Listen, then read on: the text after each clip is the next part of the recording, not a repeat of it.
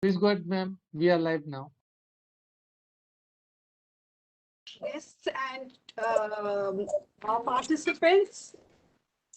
Today's program is on cross-border trade incentives and facilitation schemes under the Indian customs regime. I would like to call upon our opening speaker, Mr. Manu Chaudhary. Mr. Manu Chaudhary, he is the Managing Director of Organic Fresh India Limited. Mr. Manu Chaudhary, please. Yeah, thank you, Madhusri ma'am. Thank you very much. Kindly go ahead with your opening speech. Thank you, ma'am, and thank you, ASSOCHAM. Good afternoon, everyone, and welcome to the webinar on cross-border trade tax incentive and facilitation scheme under Indian Customs. I'm very thankful to ASSOCHAM to give me this privilege to welcome Sri K. Manga Babu, who is the Chief Commissioner, Sri Naveen Kumar Goyalji, possibly he is there as a Chief Commissioner, Mr. Aditya Hans, and Mr. Ranjit Mahatani, partner of Dhruva Advisor. It is a matter of pride for all of us that our country has actually gained significant position in ranking index of ease of doing business, which is presently 63 in world out of 199 countries, which we have improved in this pandemic. So I just wanted to start with this opening remark, and this gave me immense pleasure to thank CBIC with the digitalization measure which has taken place during this pandemic for ease of doing business and simplification of procedure. The active role of department as and when I, as a custom broker, actually I'm a secretary of Calcutta Custom House Agent Association, and at the same time I am an agro exporter as a director of Prakriti Organics in Eastern India. So we are doing all the agro export, and my inherent business was basically as a custom broker, and I was regular interaction with the department, and I found the active role of the department, particularly the customs during this period, was immense, and which has actually laid the economy of wheel move. The department supports from the Ministry of Finance. The random change which has taken place during this pandemic was immense, and with the ethos of doing business, we have a faceless assessment which has been rightly introduced. There is a change in a Caratar rule 2020 for which we are here to discuss. Then introduction of authorized economic operators. Even I am an authorized economic operator as a logistic in the logistic part. So we have all these changes. Now, what is the situation in the ground actually? The changes has been made, the digitalization process has taken place. So we need to discuss in this particular webinar. I just wanted to take this opportunity that what was my experience during this course of whatever the journey I had traveled and I had made in this fraternity. So being an agro item exporters, I just wanted to highlight few facts, and I understand that we have an immense experienced speakers who will deliberate on those things, particularly related to faceless assessment. In the faceless assessment, we have so many opportunities which we have got, but still I feel that there should be a redressal systems in the IceGate portal where a exporter or their service provider can redress for the delay of the assessment being taking place. In the similar way, there is a Carotar rule which has been recently announced, and most of the exporters or the importers are using that Carotal rule facility. But defacement of certificate of origin is a teething problem by the department which we have faced during the time of transaction of the work. So which is increasing the dwell time and the transaction cost, which is the catching word for the trade. So these are the things, and these are the challenges which we had faced during this time, and particularly so many changes has taken place. Still, we can see at the border of Petrapol or a hilly border in Bangladesh side, West Bengal, there is a delay of still cargo, which is an infrastructure problem, which I just wanted to emphasize. and the cargoes, the vehicles are still standing there despite of so much effort by the Ministry of Finance or the Customs Department. There is a issue, local issues, which we also need to address. Though incentives are being given to the importer and exporters, despite of the incentive, 10 to 15 days, these cargoes are getting stuck at the border. So these are the issues which I just wanted to utilize this platform and to update to the August House. And apart from this, there is another thing issue is a transparency charge, transparency in the charges levied by the shipping lines when cargoes are imported and exported. By this, I just wanted the keynote speakers to proceed. Thank you, Madhusri ma'am. I'm calling off whatever the welcome speech or the homework which had been given to me. Thank you very much. Thank you, Mr. Chaudhary. Okay, I just wanted to say, Mr. Chaudhary is the Managing Director of Prakriti Farm Fresh India Private Limited. Now I would like to invite Mr. Aditya Hans. He is the partner Dhruva Associates to deliver the keynote address. Mr. Aditya Hans is a partner in Dhruva Associates, and prior to this, he was the partner of KPMG and heading the tax practice in Kolkata. In his 15 years of tax consulting career, he has worked in competitive firms like KPMG, PwC, Ernst & Young, etc. His focus area has been international taxation. He is a frequent speaker at the technical forums on taxation and regularly contributes articles to international tax journals and Indian tax journals as well. Mr. Hans, please carry on. Thank you, Madhusri. Thank you, ASSOCHAM. Thank you, fellow speakers, and thank you, Mr. Chaudhary. And Mr. Chaudhary, the practical experience you gave, I think so it beats all our theoretical experience which we'll share through the session, because what we will bring on the table is the technical nuances, but what you spoke was sheer practical experience. Thank you, Mr. Chaudhary, for bringing that on the table. Before this whole session speaks about each of these Carotar, AEO, Mover, a little bit we'll touch upon PLI also, how it contributes to facilitating the exports or accelerating the program or the vision of exports, Mover scheme and all of this. But why is exports important for an economy? I'll just give that broad outline. We all know that for any country, international trade plays a very major role in its economic growth. It's no gospel that in addition to enjoying the benefits of inward forward remittances, creation of jobs, and lowering the current account deficit, higher exports also will make India competitive, productive, technologically more mature, and give it the rapid pace of growth that it is needing today for its large, ambitious young population.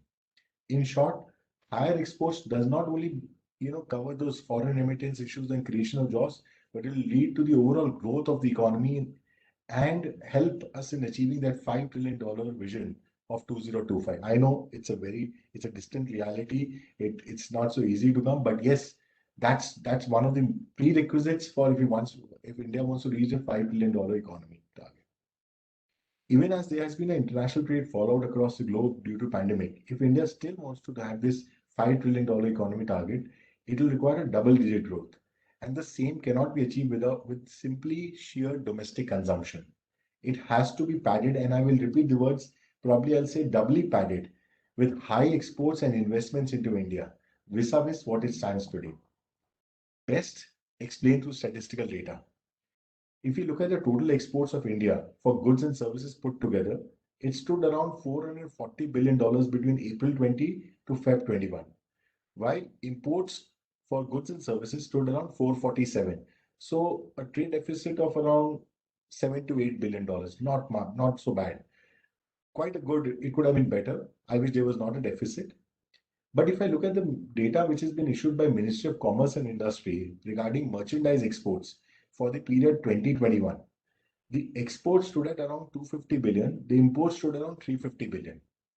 Look at the trade deficit. It's a significant trade deficit. And this is something which is coming to haunt the government. And government is taking corrective measures. Well, I think so. If I put these measures into three buckets, to push in exports and to cover up this trade deficit vis-a-vis merchandise exports. First is what it's looking at incentivizing the exports.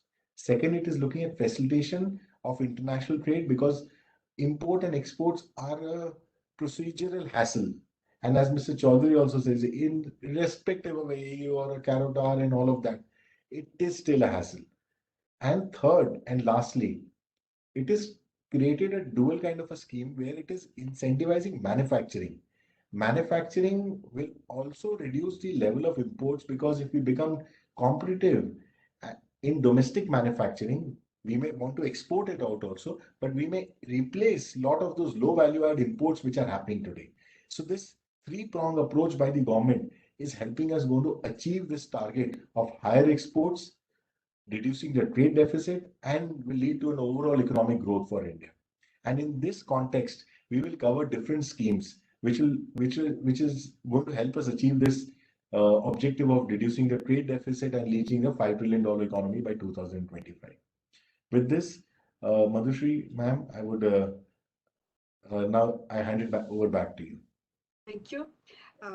Thank you, Mr. Aditya Hans, for elaborating on the subject. We look forward to hearing from you more in details during the technical session. Now I have the honor of inviting our chief guest, Mr. R. Mangababu, who is the Chief Commissioner, GST Central Excise and Customs, Bhubaneswar Zone. In his illustrious career, spanning over 3 decades, he has had many postings all over India, and he has also attended a lot of seminars, both globally as well as in India, and we really look forward to hearing from him. Mangababu, please. Mangababu is not there? I think he is there. He is there. We had seen him. Sir, can you hear me? He need to unmute, sir. Sir, you have to unmute, sir.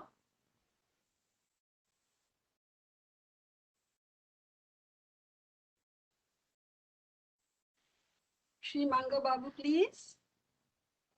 Sometime I think some technical problem. He'll be right back. He'll be right back. Okay. Wait for 2 minutes. Sweet. Yes. Manga sir, I just request you to allow me to unmute yourself. I am just unmuting you. Yes, sir.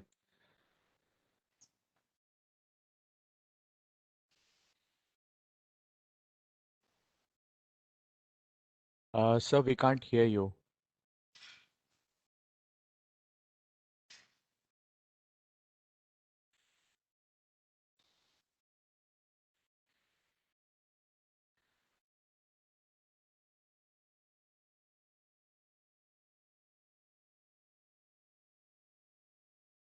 Moji, I think sir is not audible.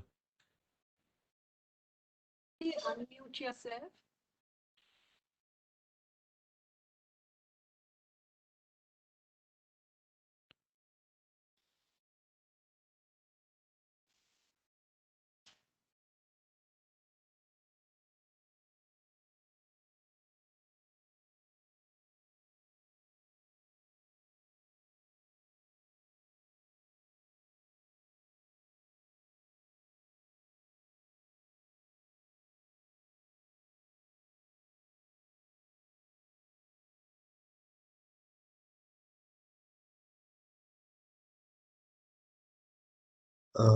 Hello, Sumit. Am I audible now? Yes, sir. You are audible now, sir. I'm Welcome not able to to hear you, sir. anything. I'm not able to hear anything. Sir, Yeah, I'm also trying to see, but I think it's not audible. Can I repeat? Yes, please. Please repeat, sir. Now it's okay. It's fine. Now, Yes, sir. am I audible now? Yes, you're absolutely Right? audible. Yes, sir. Yes, sir. Yeah. Good afternoon. And my Yes. greetings to all of you. And it is my pleasure to welcome and participate in this meeting on behalf of CBIC, Central of Indirect Tax and Customs. It is a big privilege for me to address today this meeting. I just heard other speakers talking about the trade India is undergoing, how the development is taking place, imports and exports, and what is to be needed to be done by the stakeholders. What I understand is whatever the CIC, the department, we are playing a role, unless it is taken by exporters and importers through the associations like ASSOCHAM and others, the purpose will be served. So the main role which you people are playing, it is very essential and important.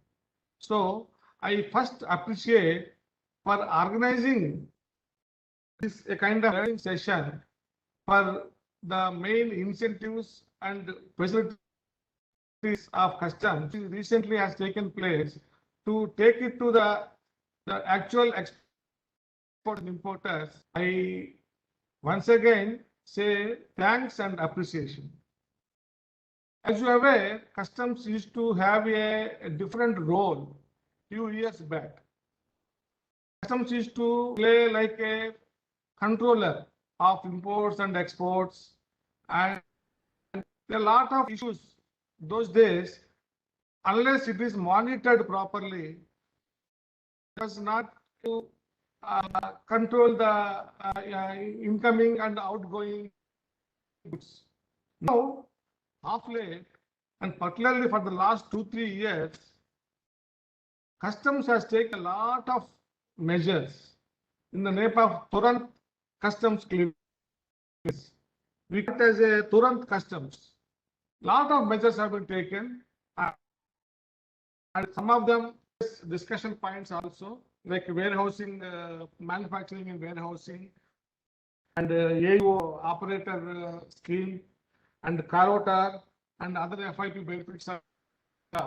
These are measures taken by the customs to facilitate and give incentives to the exporters and importers.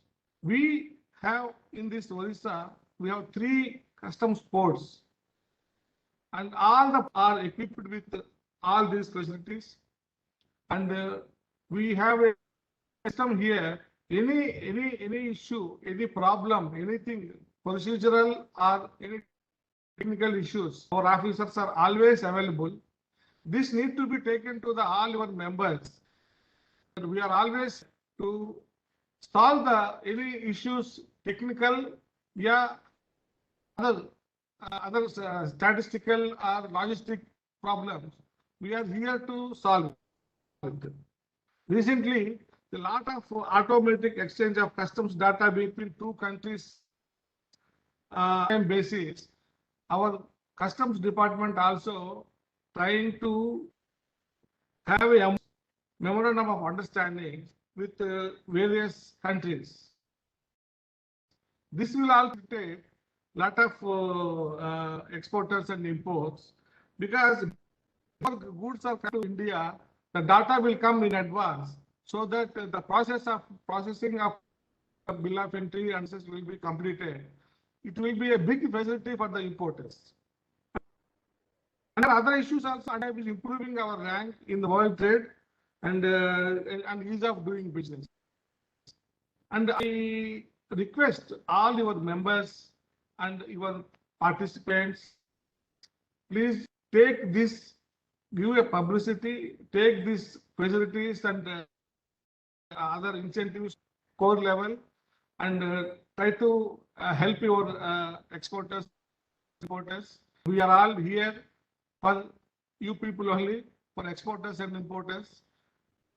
We give you that we are always open for 24 hours, and any issues you can directly take with us. And with these remarks, I would like to say once again, thanks for giving me this opportunity. And also, I request and appreciate the efforts taken by the association in bringing these new concepts to your members. Thank you once again, Jay.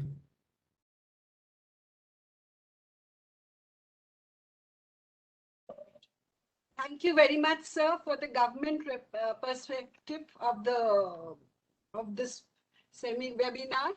You are the only government person to speak from here. So we are so happy to have this.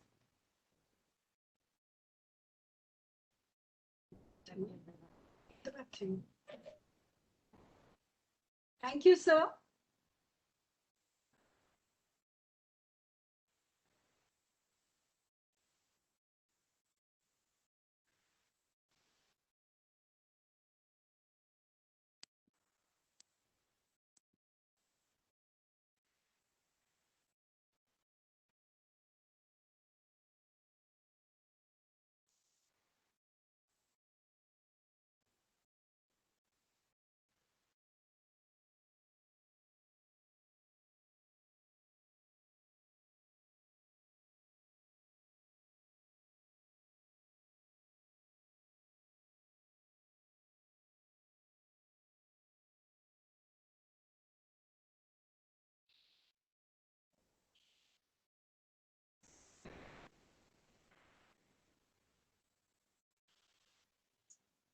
Thank you, Madhushri? sir.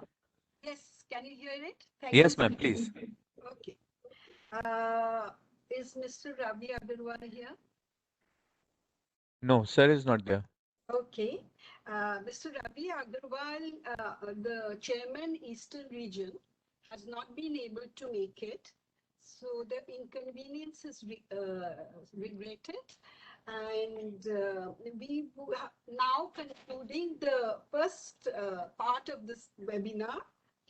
And I thank respected Mr. Mangu, Shri Manga Babu, for taking time out of his busy schedule and sharing valuable views with us.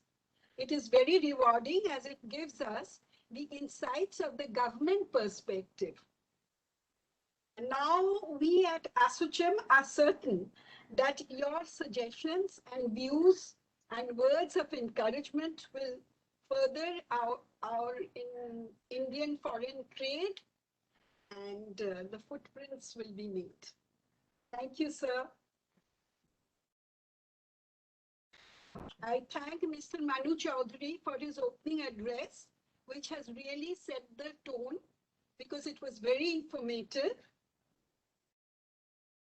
I thank Mr. Aditya Hans for his informative address, keynote address, and we will hear more from him from the technical session.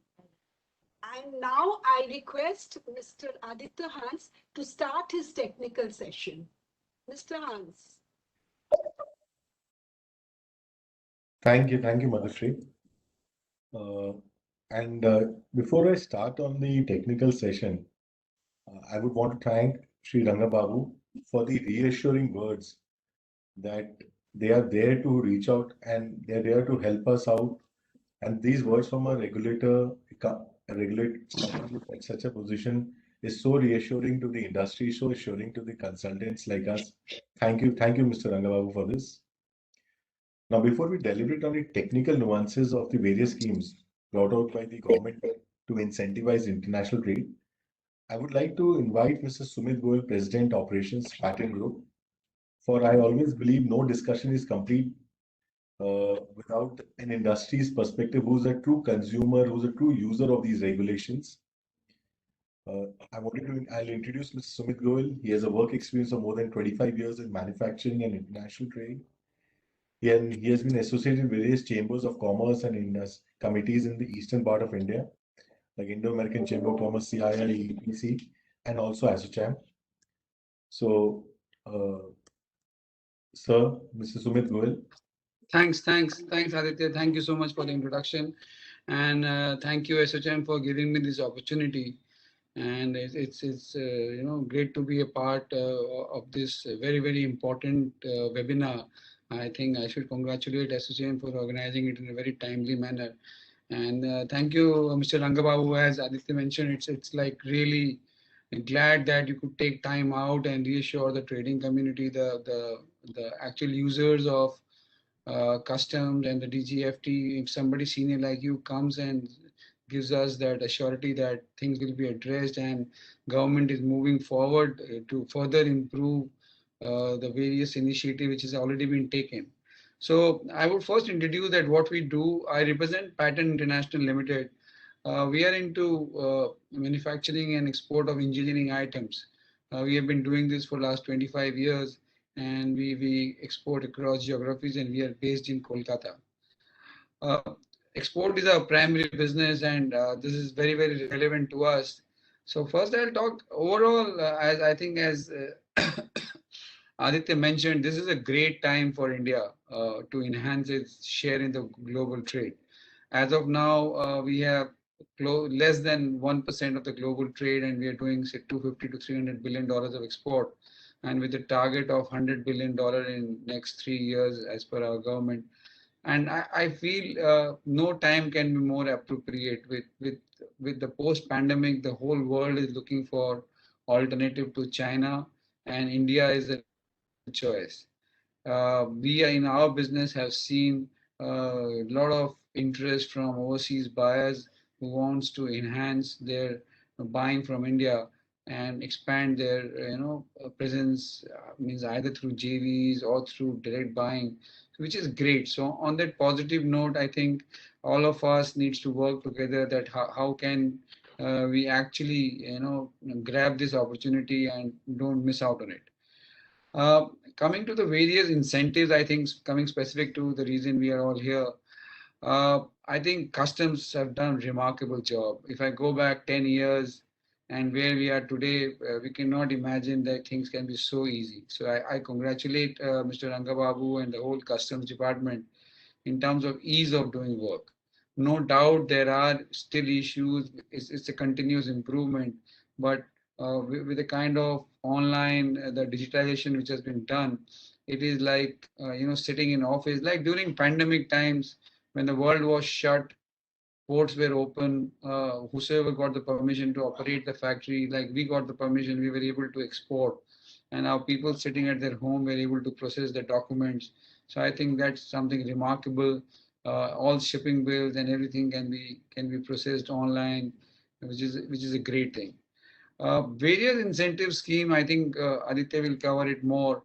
Starting with, I think the basic is the duty drawback, which is again online, and you export and the money comes to your bank account, which is in terms of visibility, and especially for exporters and small exporters, gives huge advantage. You need not go and place your application and then run around at customs. No more, that is not required. So duty drawback is one scheme which we use very extensively. All our goods are covered under that scheme, and we are getting the credit directly in our bank. Next one, I think the most important, and which all exporters are waiting, is the MEIS, which got withdrawn, and a new scheme which I think government is on record that they'll be announcing any day, is the ROT-TAP scheme. And also the old MEIS, which are not, government has not given the permission to to apply for that. So that is one thing which we would request, if that can be released, because that exporters had taken that into their account when they took the business. So for last 1.5 years, those scripts are held, and that's creating a huge cash flow for all exporters. Number 3, the scheme which we use is the Epcg scheme for import of capital goods, which is again very easy to operate and very beneficial if you want to upgrade technology and get equipment from overseas countries. We use that extensively, and I think that has helped Indian exports to grow quite a bit. Fourth on my list is the EU, where we 6 months back we got Tier 2 certification, and it's a huge advantage. I would recommend all exporters to take advantage of this great scheme. You get recognition, your cargo gets cleared in a timely manner, deferred duty, which is a huge advantage. You need not wait for duty payment. You get your cargo cleared. Your containers move swiftly. There is absolutely zero chance of examination. So I think that's a great initiative taken by the customs, the authorized economic operator. I think Mr. Manu Chaudhary also mentioned that, and which more it should be popularized more, because even at the ground level, maybe the custom house agents or the field officers should know more about it, so that at least they can recognize tier 2 or even any authorized economic operator, which is a huge advantage. It takes a lot of stress away from the field officers also, once they know that these are exporters who have credibility and past history. That is what I wanted to share. I'm open to all kind of questions. We are exporting day in, day out and using the port and the DGFT and the customs. So if there is any clarification, any questions, I'm available here. But I would wait for Aditya to hear from him. He is the expert. He knows the, in detail, the nitty-gritties, and would love to learn if something more can be done. Over to you, Aditya. Thank you so much. Thank you, Mr. Goel. So I'll just put up a presentation that will make my job a little more easier.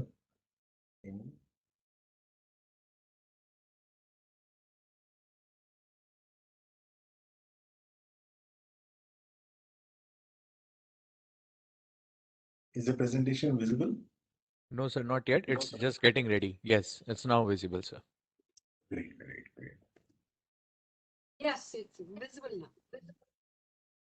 So we can see the presentation on the screen? Yes. Clearly. Great. Yes, sir. Thank you very much.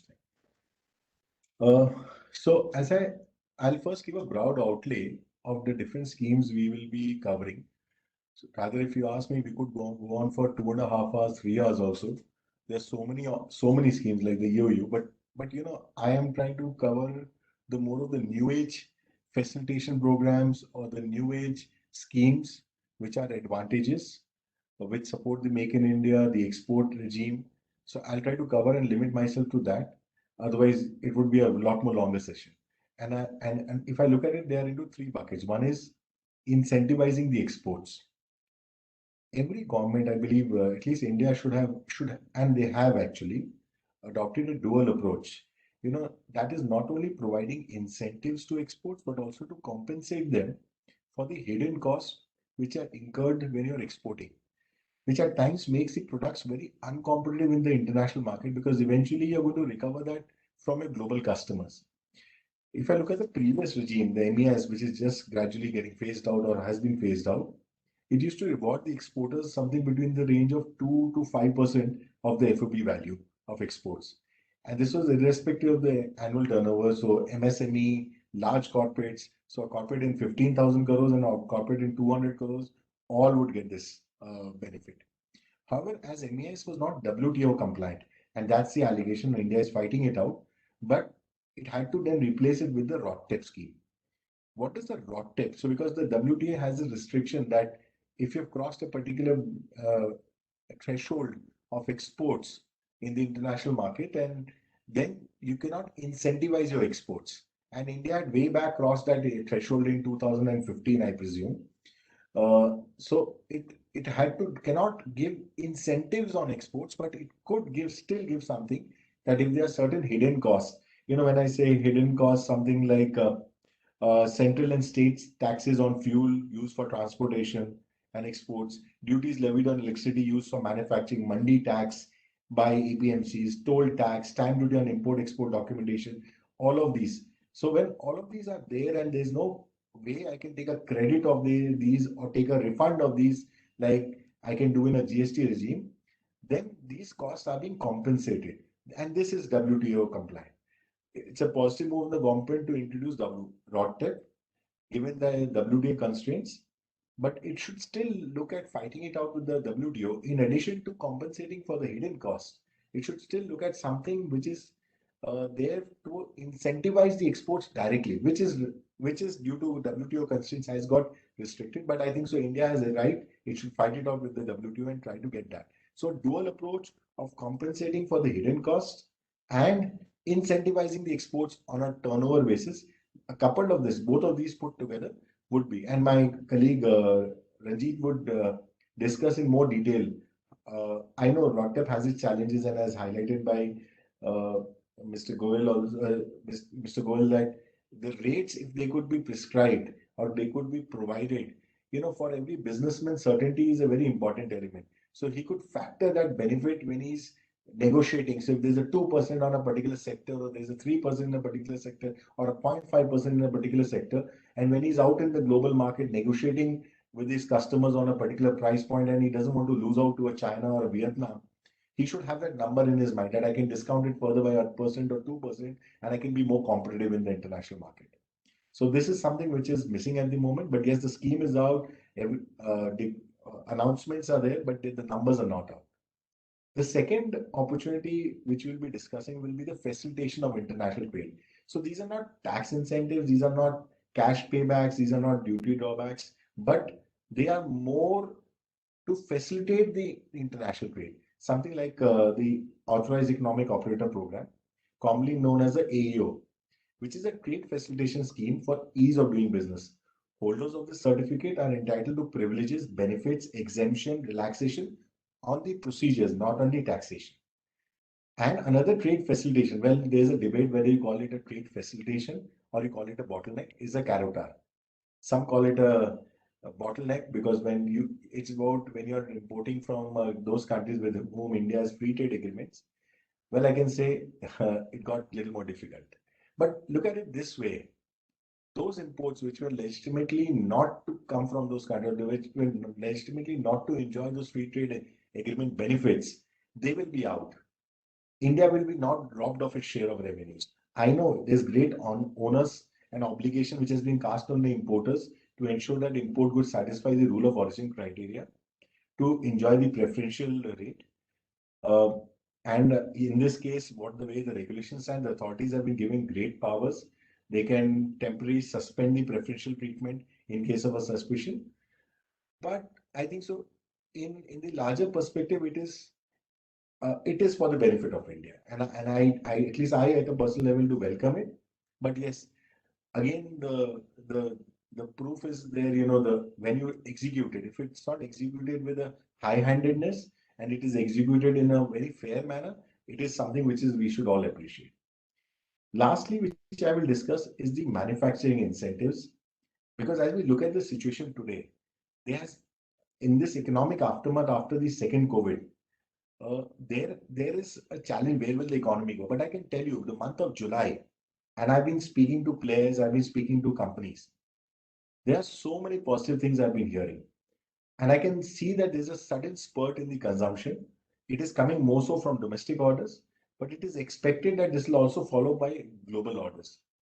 And in this regard, what has the government done? If I leave the mover aside, and I will discuss mover, if I look at the PLI scheme, there's roughly 2 lakh crores which have been announced by the government across 13 identified sectors.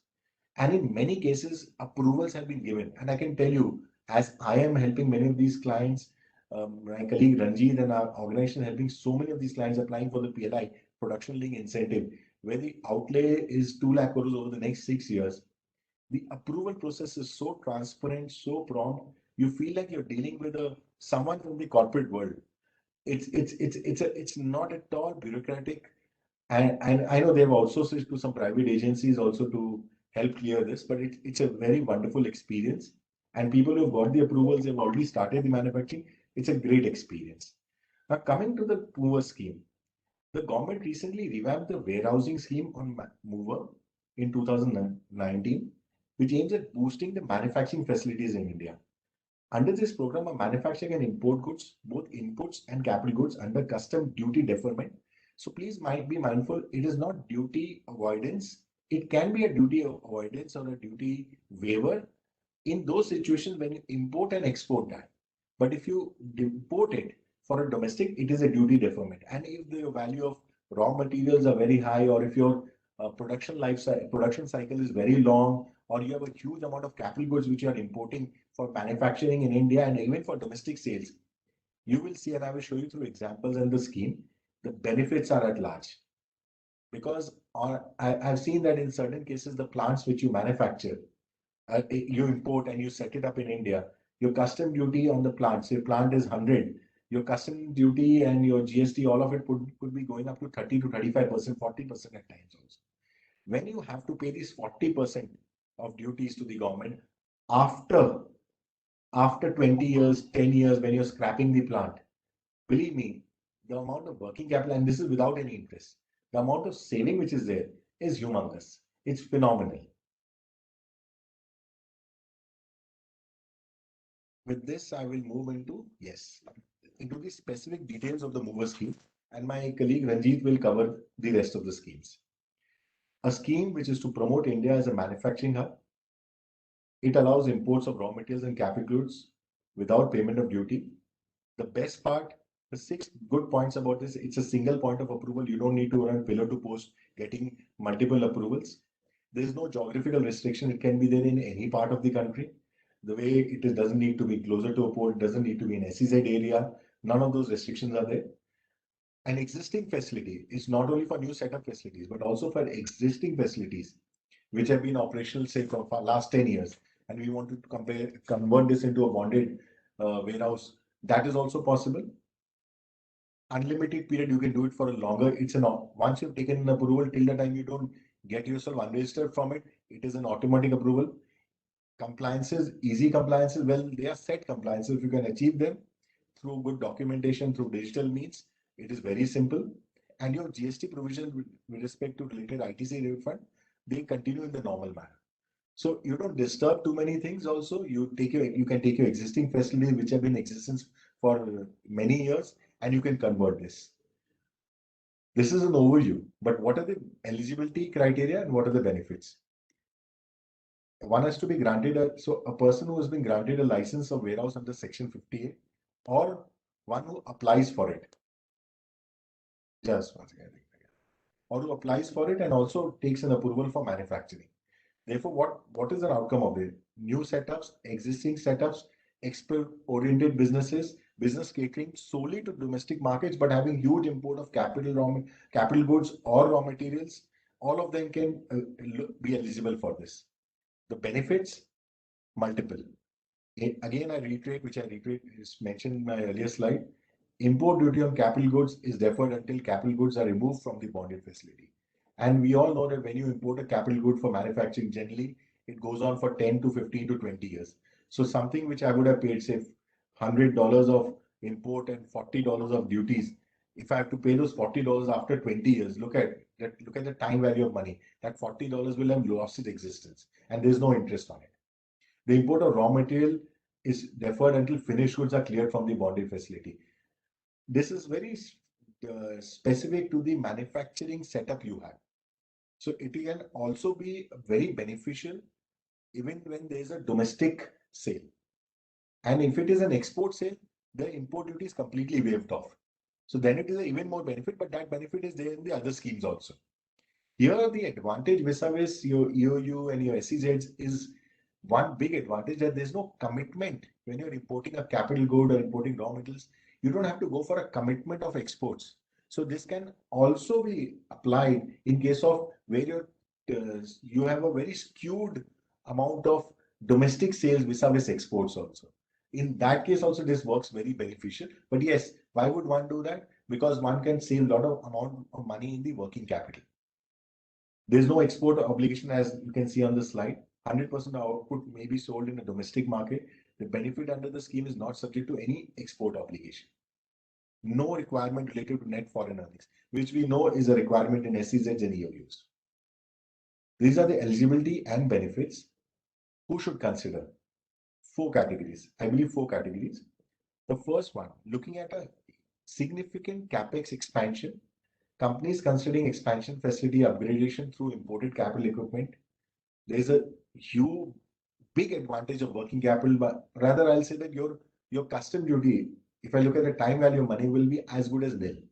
Because if you have to pay something today and you have to pay after 15, 20 years, when you're scrapping your capital asset or at that point of time. What does a duty which is to be paid today has to be paid after 15, 20 years? It's got no, there's literally that it's lost actually. There's, if I look at the time value of money, significant imports and exports, because there is no duty, but this benefit is there under the other schemes also. It is available here as well. Longer manufacturing process and sales in the domestic market. This is something very unique. And I can tell you, I was talking to a particular player who was saying that I am importing thousands and thousands of crores of a raw material. I move it between my warehouses. I have to stock it because of its ensuring its availability. It is a significant part of my raw material cost, and my consumption period can go from anything between 3 to 6 months. He says, but if I get it into my normal warehouse, not in a bonded warehouse, I have to immediately pay the duties. Is there a way I can defer it by 6 months? Yes.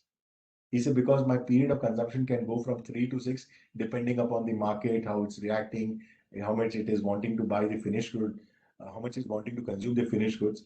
So it is very important for those manufacturers who have a very long manufacturing process or who have a very high inventory. So there is a particular inventory which comes probably for 2 months only, but it is a very high value. So even for 2 months, there's a significant interest cost which will come in for the custom duty and the GST which is being paid. So that can also be deferred. So there's a huge saving in interest cost. Now, if I look at this example, the duties and taxes which have to be paid on procurement. So the first situation, there's a vendor outside India, I'm importing. I will import it under my bond in my bonded warehouse without payment of any custom duty, without payment of GST, IGST. There are vendors in India. It will be a normal domestic procurement. I will pay my GST and I'll pay my vendor for the GST and the raw and for the material which I'm purchasing, bring it into my bonded warehouse. Interestingly, between the different bonded warehouses, if I'm making procurements, it is just as good as I'm importing from outside. So here also it is without payment of any customs duty. Now this is on procurement. If I move to removal of goods, export of finished goods without payment. So import, if you look at this slide, import was without payment of custom duty, export is without payment of custom duty. So if there is a particular manufacturing facility which is importing, doing value addition and exporting it back, it is a very good option. The second one, for customers in India, domestic sale on finished goods on payment of applicable GST and proportionate custom duty which I didn't pay. So assume I have got some goods cleared, raw material cleared. I do the manufacturing and I find a customer after 5 months. For those 5 months, I'm going to defer my liability to the extent of imports which I did. And again, transfer of raw material without payment of custom. If I'm moving my goods to another custom bonded warehouse, I don't have to pay any. So these are the broad transaction flows and the duties and taxes which have to be paid on removal and procurement. Applying for a mover scheme, well, it's an online application. In this scheme, the most crucial part is the maintenance of accounting and records in digital form. Your warehouse keeper should have very good experience, sufficient experience, and the personnel should have sufficient control of the warehouse. It should not be, your bonding of that warehouse, your creation of that boundary. It has to be very watertight. There have to be CCTV cameras, security personnel, and all of these proper locks and doors. It cannot be a little loose kind of a arrangement. It has to be very, very strict and tight. That is one of the prerequisites of a mover. Documentation, security, your person who's responsible for the warehouse, all of that has to be very, very good. Compliance and records, again, and I'll reiterate. See, you will note that I'm keeping on insisting on the warehousing, the warehouse keeper. He has to be very sound. Your books have to be very good because they can do an audit of the records of past 5 years. Your returns have to be filed in a timely manner. There has to be a computerized system. All of this, your maintenance of documentation, records, all of that has to be very, very sound. If that is not there, I would clearly suggest that don't go into the mover scheme, because there may be an additional cost for many of these manufacturing facilities where you have to put all of this in a very watertight arrangement, but it has to be there. If life has to be simple under a mover, this is a prerequisite.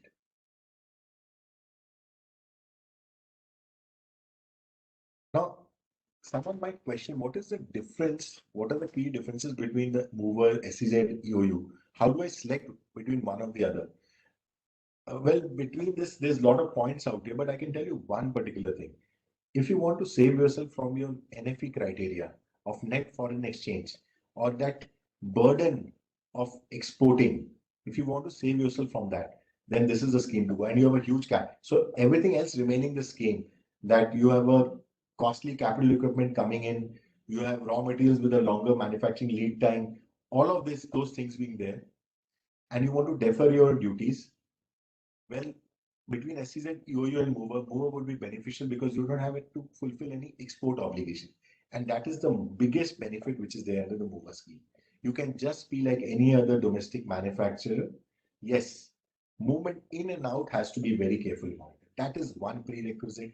Your documentation, your maintenance of records, the person in charge for that facility, all of that, and movement in and movement out, good documentation. Looking at the other requirements also, one interesting part is that on the depreciation of capital goods, all the other things are broadly the same, not significant differences. As I say, NFE is the biggest criteria, and that is why people are moving into a mover, because they don't want to be burdened by that export fulfillment obligations. They want to do that, but if it doesn't come, if they don't want a huge liability slapped on them with interest and all of that at a later point of time, because they were not able to meet those export obligations over the next 5 years. Only thing is that on the capital goods, when they are removed from a facility after 20 years, the advantage in an SEZ and EOU would be that the asset would have naturally depreciated. So you would have bought it at 100, and you would today the depreciated value in 10 years would have been say 10. You can move those goods, your duties, and the duties which will be paid will be on that 10. Whereas in case of a mover, it will be on the, because it's a duty deferment scheme. And if you're moving it within the domestic territory, then it has to be at the non-depreciated value. That is the original 100 rupee value. So that is the only difference. But that's a liability which will come after 10 to 15 years whenever you're going to move to. And vis-a-vis if you export the goods, export the capital good as scrap and don't bring it in the domestic area, then there's no duty at all actually. Then this question of depreciation doesn't come. I will close my mover explanation with a small example on capital good, and because I believe numbers actually give a person a clarity. Say, assume you have imported capital goods worth 10,000. Your basic custom duty, we picked up a particular code on which we looked at the duty and all of that. It would have been roughly around 3,000. All of that put together would have been around 3,747. 3,747. Now this duty, just imagine 10 and 13,747. This will be paid after 10 years, 15 years, 20 years, whenever you're going to move it into the domestic tariff area. Just imagine that amount. Look at the time value of money. Roughly 30 to 40% of that value. That 30% value you will have to pay after 10 to 15 years, whenever you move. And just in case after 10 years you decide, let me export it back as scrap outside India, then you don't have to pay that liability as well. That is the big advantage in this case, and the biggest advantage. So all those investments which have very high, a huge, a significant capital outlay, they should consider this seriously. Just not looking at whether I have high value of exports or what is the value of my exports and my domestic. That is secondary. The first criteria is your capital good. Now, assume you're not looking at a very significant capital import. In case of a raw materials, in that case, it makes sense when you have a longer production life cycle. Again, in this case, a simple example, 30 to 40%. So assume you have to pay 30 to 40% of your duty today. Instead of that, you have to pay that without interest after 5 to 6 months. Just look at the amount of interest savings which you will get. And you're doing completely domestic sales. And if you're doing export sales, then obviously it's a waiver. It's a complete waiver. I think so. This is what I would wanted to explain on Mover. There's enough we can talk on the procedural aspects, but I think so I will close my discussion on Mover at this, and I will invite my colleague Ranjit to speak on the other incentives. Ranjit. Thank you, Aditya. I also would like to, firstly thank ASSOCHAM for having me over to speak today about certain of these schemes and facilitation programs that are there and which enable and, maybe facilitate the EXIM business of India. I think it will be very appropriate to also thank Mr. Goyal and Mr. Mangababu for having put out the points that they did, which is as to endorsing some of the schemes, and at Mr. Mangababu's level, mentioning that the availability of him and his team, and I'm sure it's similarly going to be the case across India at all customs stations, that wherever there is an impediment, it will be looked to be sorted out quickly. So there is truly an ease of doing business at all points of time. So grateful for those sort of points that you all have made. Aditya has spoken about the mover scheme in detail. There are quite a few other schemes and programs that I would be talking about. Each of these are actually very extensive. Each of these have a lot of nuances. There is touch points, whether at the customs side, or there's touch points, whether at the the Directorate General of Foreign Trade. And each one of these could possibly be a session by itself. So the idea today is to, just look at it as a primer to tickle your minds about the schemes that are there out there, which need to be looked at, which need to be evaluated, and then a sort of thought through implementation is made. So while we will look at each of them, there may be a set of points or issues which you may have, which you may be facing. We would be happy to sort of take that up subsequently, either in the Q&A session or even offline later on. I'll begin by just making one mention here that the variety of schemes or the variety of programs that are available that we are going to talk about today, it necessitates at the at the trader, at the business community level, an evaluation. And what I mean to say effectively is that when you have a option, whether I'm able to go into the mover scheme, or I want to look at the AEO accreditation, which one is it that I should prefer and invest my time, energy, and effort over? And which one is it that would suit my business and give me the appropriate or commensurate reward that I am trying to sort of gain out of being within that scheme or that program? There's an evaluation that must be made at the very inception itself. And I can share that, at this stage, we are talking with several of our clients, and many of them are always asking us of the question, I would like to get into the mover scheme, but I'm waiting to hear about the rod tap rates and, where that puts us. I'm interested in both the mover scheme and the AEO program, but, I don't know which one suits me better.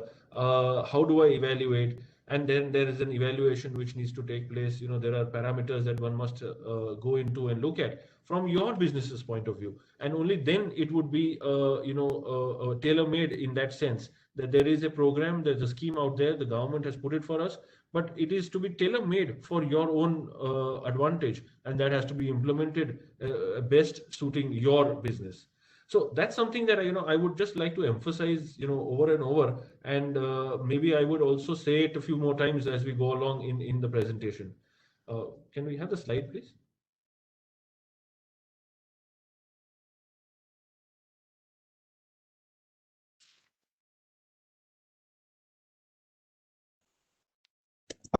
Just one second.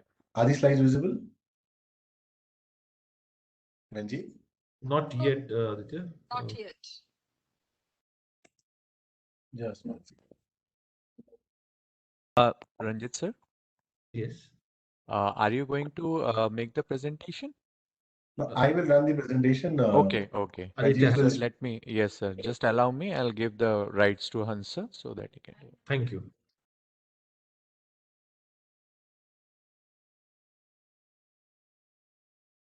Yes, sir.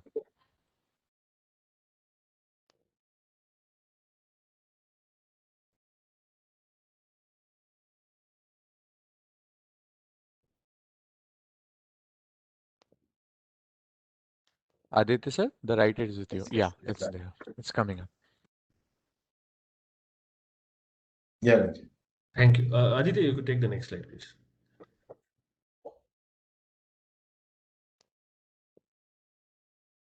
Thank you.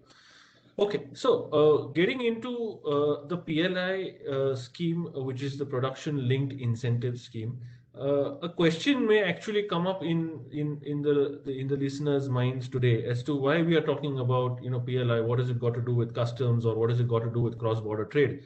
And actually, that may seem like the reality, but there is a little more to it than just looking at it as being a production linked incentive scheme.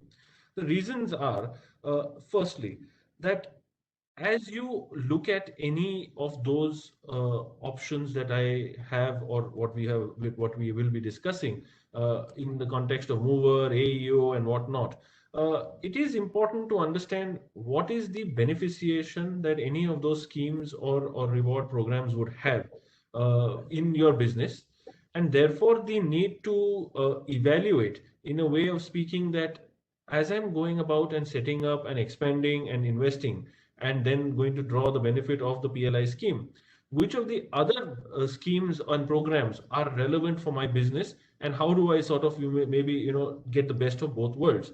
So that's where the first thing is, as you're going into a design situation, whether the program is mover and PLI, or while as a PLI, I should have the AEO program accreditation as well. So that's the reason first that why we would have to look at the PLI at the beginning itself. The second reason why PLI becomes important is because the Make in India, the Atmanirbhar Bharat, sort of attempt that the country has, the government has made it very apparent that we want to create a set of players in the global landscape who are manufacturing champions. Now, as you are looking at making people manufacturing champions and you're incentivizing them by the PLI, it is very much possible that some other of the benefits would also be relevant to you. Therefore, the need to sort of look at PLI along with the other schemes and benefits that are available. The third reason why it becomes really relevant is that, as a matter of fact, many of the PLI schemes have a point system of a certain criteria on which basis you are evaluated. And one of the point system criteria is the exports and the export potential. Now, when I talk about exports and export potential, it has a connect with AEO, it has a connect with duty drawback, it has a connect with ACIS and MEIS and RODTEP, and so on and so forth. And therefore is the need where PLI is, very much entwined with many of these other schemes and beneficiation programs. And that's why we are talking about it, in some amount of detail. Now, as we've mentioned previously, the PLI scheme looks to incentivize manufacturers with an overall total outlay of 1.97 lakh crore rupees. And the whole focus, if I can use it in those two words, is manufacturing champions. That's exactly what the government has put out as its objective. So that's the first one. The objective obviously will result into boosting of domestic manufacturing capabilities, attracting foreign manufacturers, and then we have, like I said, global manufacturing champions that are created. The first one was for electronic products in March of 2020, and then there were 2 more schemes thereafter. We now have 10 PLI schemes, and thereafter, we will have some more, where there was a cabinet note also a few days ago for the steel sector, and we will, I think, look to complete this process in the next 6 to 12 months, where all the schemes will have been enforced, and we will have the benefit then flowing to the trade and industry subsequently. Typically, the incentive is available as a specified percentage on the incremental sales, and this is given and measured as against a base year. And in most cases, the base year is considered as the financial year of 1920. Now, if you just look at the condition precedent, there has to be a minimum investment. There has to be a turnover over which you would, add a certain further amount of turnover, which is the incremental sales. And therefore, what happens is, like in the mover, geographical location where your unit is irrelevant. The number of domiciled employees is irrelevant, and the availment of benefit is then just going to flow through from there.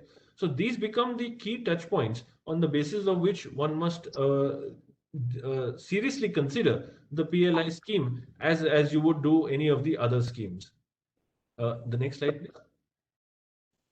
So the various sectors that are covered are given on your screen. We did support some of our clients in some of these applications and in the processing for the applications. What we did notice, and I will share that as a matter of experience, was that it was essentially a single window approach, and I dare say that from a government standpoint, where a scheme is being drafted and then implemented, it was super quick.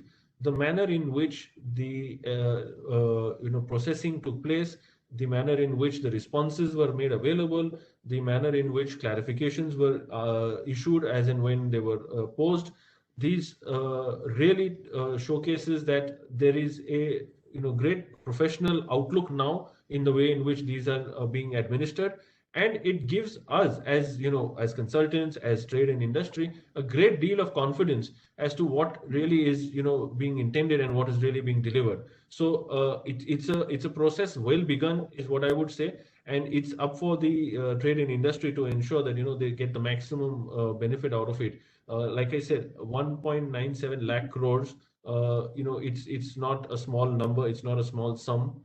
To share maybe some statistics, the food processing industry, where you see 10,900 crores is the outlay. There is a manner in which the outlay will be used.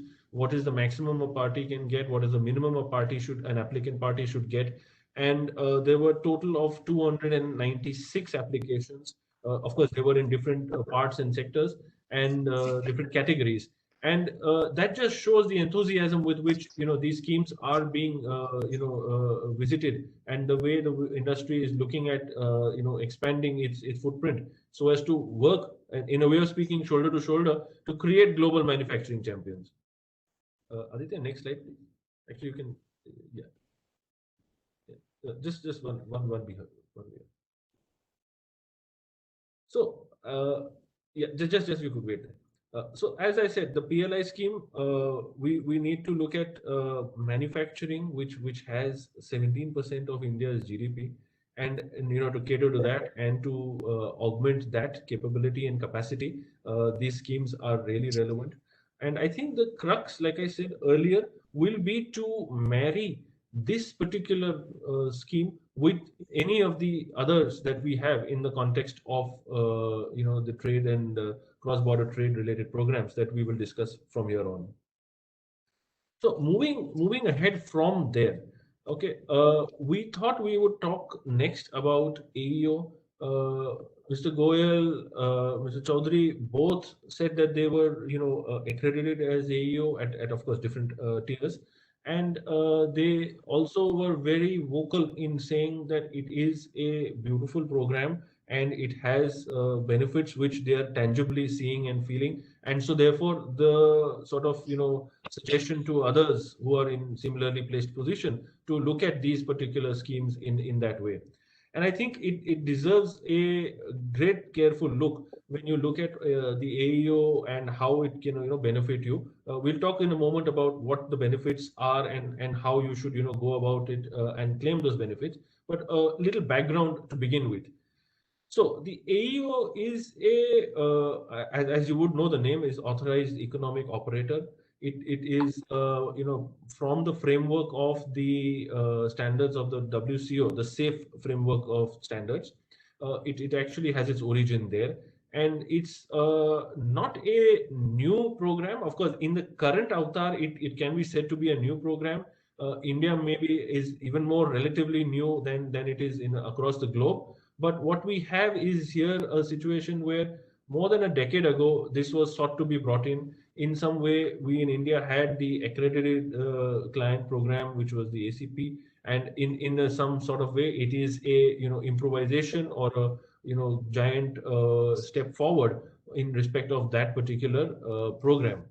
Like I said, the WCO is the sort of body which has created this, and the idea really was that you are securing borders from unlawful trade, and you are also looking to facilitate legitimate trade. So while you may say that there is a lot of unlawful trade and activities which are illegal, and they have to be countered and they have to be stopped, and so you would have measures and you would have steps which can become a problem area for legitimate trade. Therefore, there is a break in that objective, which is to secure the borders from any unlawful trade, and at the same time facilitate the legitimate trade. So the AEO program is entirely directed at facilitating the legitimate trade. That is the whole sort of idea behind it. And several countries are already in the AEO program, and they're maybe somewhat ahead of India in that sense. We were recently talking to some people in France, and they, the moment I mentioned AEO and that we have it and that we could look at it in the Indian context as well, their eyes literally lit up, and they were very pleased to hear about it, and they were very happy to understand that we are now talking about the same things in a regulatory perspective that they are also implementing and that they are also very, very familiar with. It's not that we are sitting far behind in terms of what programs and incentives and benefits that we could have from in the context of cross-border trade. So that was a small amount of a background about AEO. Next slide, Aditya. So in looking at an AEO as we see it, what would really be the effective outcome? It is directed, like I said, at ease of doing business. So the whole focus is ease of doing business. There are certain other attendant benefits. We'll talk about that. And the key would really be that you are accredited. That means you are enhancing your brand in some way. And you're also looking at all steps which will then make it easy to do business while in India. So it provides the businesses with an internationally recognized and security standard and certifies an entity as a secure and reliable trade partner. And so various levels exist, or various categories I should say exist. And what we have is at an importer-exporter level, AEO Tier 1. This is where you begin. This is the tier and level where most of the AEO accreditation takes place, or at least starts off. At Tier 2, you have 518 entities as of April 2020. I'm sure that number is far updated now, even despite the pandemic.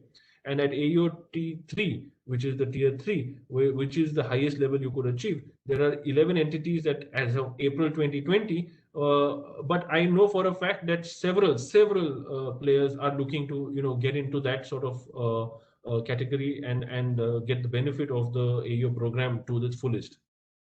There is also, of course, the AEO LO category, which is for customs brokers, the custodians, and others. And this would make some beneficiation not just for the person who becomes an AEO LO, but also for the person who looks to become a AEO T3, because they would need to have their associates and their business partners in the LO category wherever it is relevant. The next slide, please. This particular slide talks about the eligibility. Of course, this is at a very basic level that we've tried to cover the eligibility.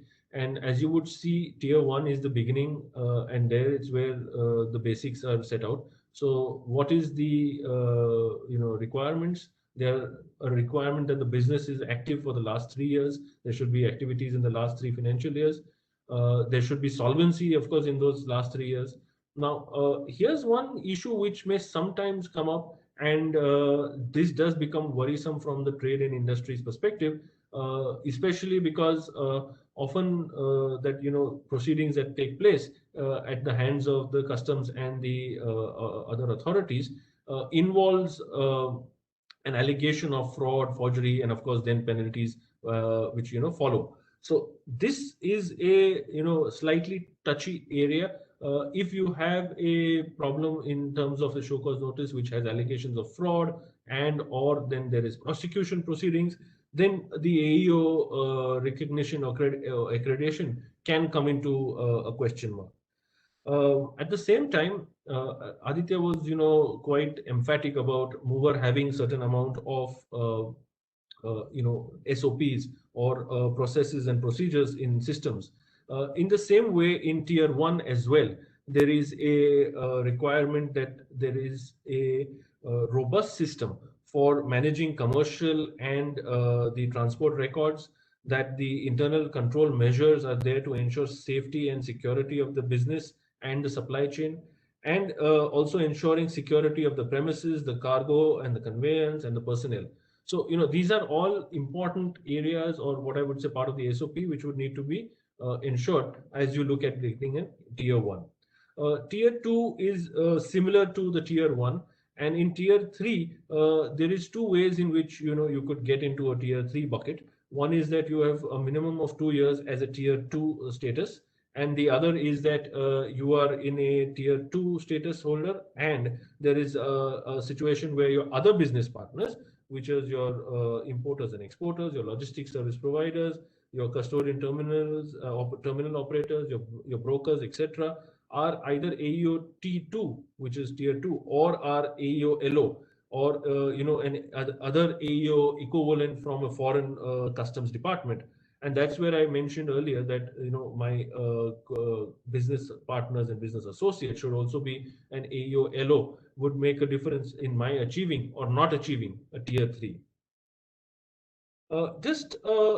What I would maybe pause for a moment, and before we go ahead and look at the key benefits, which is on the present slide, we have to remember that this particular scheme essentially is, of course, on a global framework, on a global agreement. It is meant to, and it is to cater to ease of doing business, and how it is that customs takes care of its interests, and therefore safeguards the revenue and safeguards the the trade, that there is no illegality in the trade that is occurring, or there is no impermissible activities which are taking place. And there you have the concepts of post clearance audit, you have the Turant system, you have the e-Sanchit, you have faceless now, which is going to come in a far more prevalent way. And all of this is then the basis for which on the basis of which the customs is able to ensure that the things are in order and as required. Okay, the benefits that we have as being an AEO, I think we should look at the key ones. There are many benefits actually, but the key ones are that there is a direct port delivery, and therefore this reduces the dwell time at the port and terminal. This is the first thing which Mr. Chaudhary also mentioned. The saving in transportation cost due to direct delivery of shipments from port to warehouse. The savings due to elimination of storage and handling charges at the CFS. So these are all sort of a outcome once you have a DPD system, as we call it, and that's where the real benefit would be available to a person who is accredited as an AEO. The second of those key benefits is that there is a faster clearance, and there is a self-assessment, of course, for everyone. But this means that working capital and cash flow benefits are therefore conserved. Why that really happens is because of the deferment in duty payment for the imports. So at tier 2 and at tier 3, of course, you have the deferment availability, which then takes care and conserves your cash flow, which is the I would believe a far important one, especially in these times when the pandemic has wreaked havoc on businesses all across. Certain other of the benefits that are there is priority in clearance in the cargo, and of course enhanced security, which means that there is reduction in lead time. There is greater security is always, I think, desirable, especially in certain types of cargos. There's a faster disbursement of incentives as a accredited per party. And as I mentioned, there is on-site post-clearance audit, which frequency is also reduced, thereby maybe freeing up time of the people who are involved in this entire scheme and its implementation at a party's level. Next slide, please. This is a snapshot of the variety of benefits at the AEO tier 1, tier 2, tier 3 level. I'm just going to leave it for a moment for you all to absorb it, because I have already spoken about it, and I had mentioned to you that while there is brand enhancement, the key benefits really are DPD, there is facility for deferment, there is a waiver of the bank guarantee, which again is a cash flow or working capital related area. Priority in processing of your bills of entry or shipping bills, as the case may be, and a faster disbursement of the incentives, which is drawback and refunds, etc. So, to maybe make a slightly nuanced point, that as I look at getting drawback and require, importers, exporters require that. As an AEO, you will get it even faster. So just imagine if you were to maybe file this drawback claim today.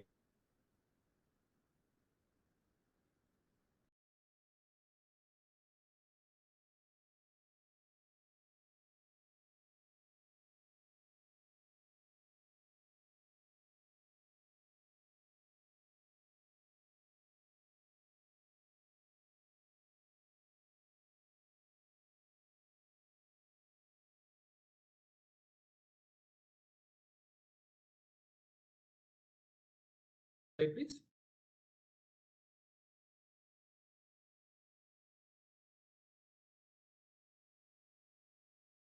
Thanks. So the assessment criteria, this is more in the procedural aspect. I don't think we should spend too long on this. So I'll just maybe mention the heads about it.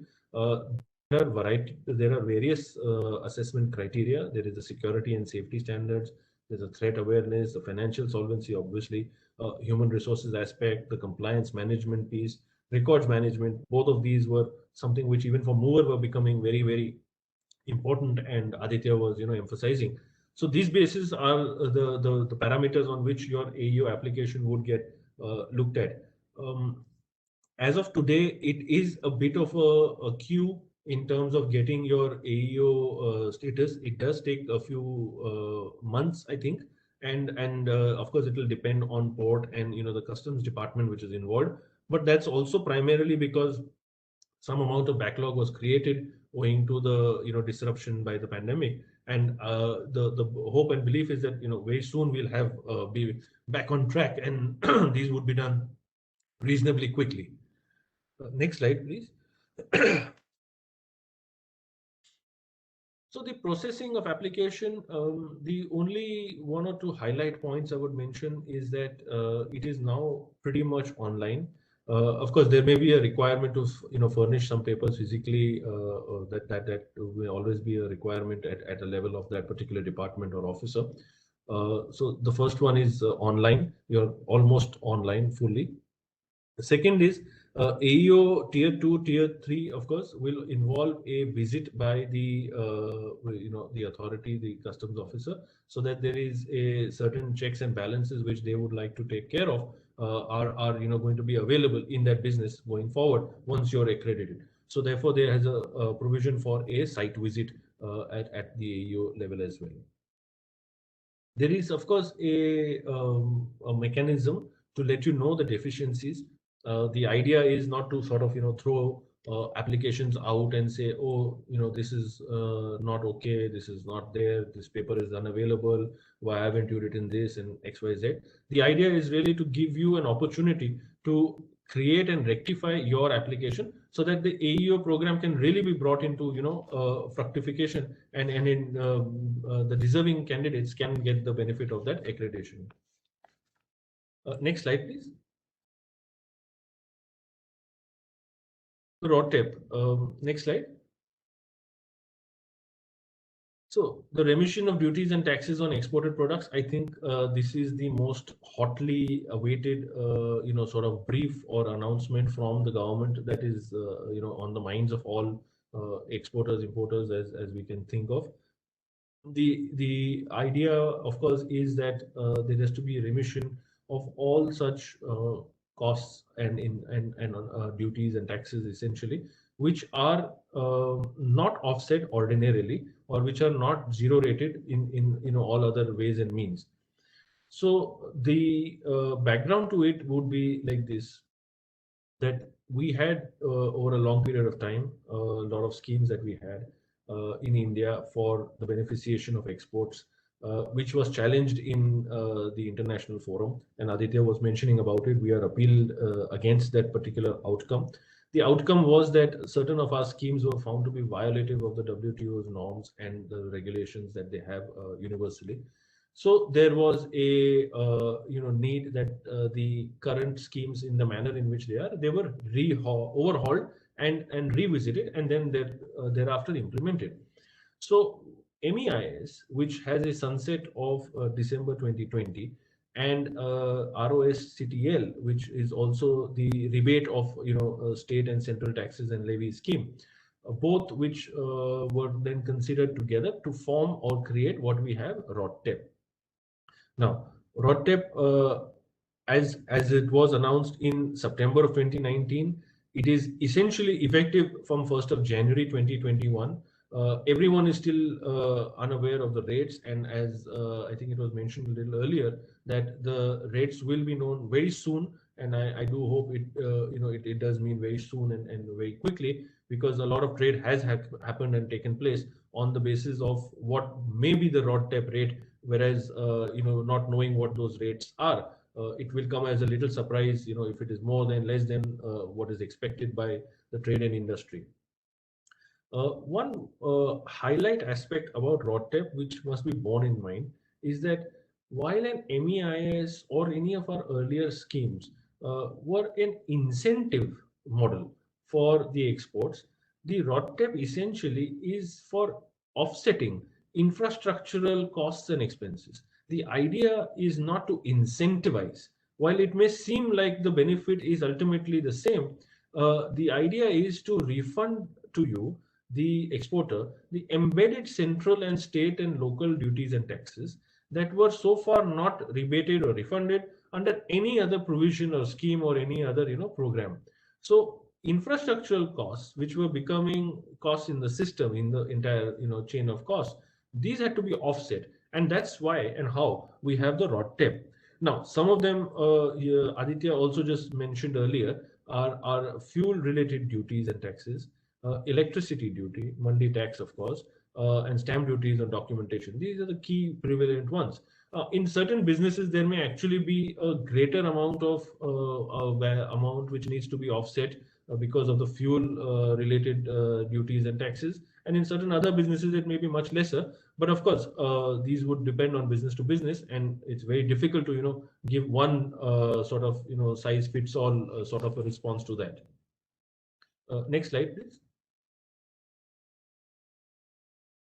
Yeah, talking about the scheme a little more, the refund would be credited in the exporter's ledger account with the customs, and the same then can be used to pay basic duty of customs and on the imported goods. The credit item, the credit amount would be a transferable one. The rates, of course, as we mentioned, would come through sooner rather than later. Now, there is also going to be some amount of limitation. So, for example, RODTEP would not be available where the benefit of certain other schemes like advance authorization are being enjoyed. Now, while one may say that advance authorization is related purely to the basic customs duty and GST and SWS, RODTEP is meant to look at all the other parts which are not covered by advance authorization, and therefore both of them should coexist. And I think there is a lot of belief that both of them should coexist. Perhaps this is something ministry and the DGFT are cognizant of and are trying to sort of address. We do hope that they take it up as a for redressal. In the meanwhile, since January of 2021, where you have the intent to benefit from the RODTEP, because MEIS, of course, is there till December 2020, so you cannot have MEIS thereafter. Naturally, therefore, unless you are covered by some other scheme, you would naturally want to look at the RODTEP benefit. So there has been a practice where there was an expectation and a practice that the shipping bill would declare the issue of claim for the RODTEP benefit as you would make the exports from India. Take the next slide, please. This particular slide just talks about the process. I don't think we should really go into this into detail, because at this moment the rates are not even known, and so the discussing process may be a little futile. So we can take the next slide. Yeah, here's a little comparison to give you perspective of what it is in RODTEP versus what it was in MEIS and ROSCTL. So the key, obviously, I think, is the WTO compliant aspect. That's in the context of RODTEP. It's not been tested, but the design is meant to be compliant with the WTO norms. And as I mentioned earlier, it was to neutralize or is to neutralize infrastructure costs. MEIS, of course, is what is disputed. There is a sunset date around it, and the ROSCTL also in some way is believed to be compliant. Of course, it's not been looked at or challenged in the proceedings that had taken place at the WTO. Incentives again will be percentage based by way of a offset, and will be based on product like it was for MEIS or like it is for ROSCTL. And I think the newer part of it would be that it would be issued in the form of a transferable duty credit electronic scrip, and then which can be maintained in an electronic ledger. And there was some sort of changes which were also made in the customs law to facilitate that piece. Can we take the next slide? Yeah, there are certain other benefits which are naturally there in the foreign trade policy. There, Mr. Goyal did sort of talk about a few of them and which ones he was taking benefit under, and I think we can just classify them on the basis that when it's a duty exemption scheme. So, for example, the advance authorization, the DFIA, the Epcg, these would be the exemption schemes. The incentive schemes, which is ACIS, MEIS, now of course not available, and RODTEP, which is to come in. And then there is the duty-free zones, which is the SEZs and the STPIs. EOU may not be fashionable anymore, so it's not sort of mentioned there. The point really here to take note of is that these schemes are, maybe there were several more schemes earlier in the foreign trade policy, and people who have been in the trade and business would know of the variety that we had.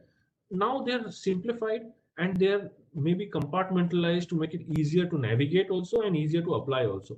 So if you want to import and you want to make a export thereafter without having to pay anything in terms of duties, IGST, SWS, the advance authorization is there, clear and simple. You can have that in respect of all your inputs, RM, PM, everything. except maybe for the few items which are not covered by it.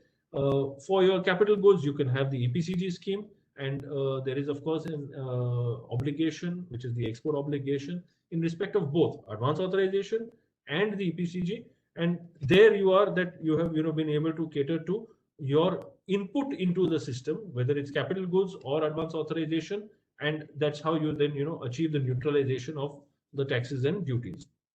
In much the same way, we have the DFIA, which is also an exemption scheme under the FTP.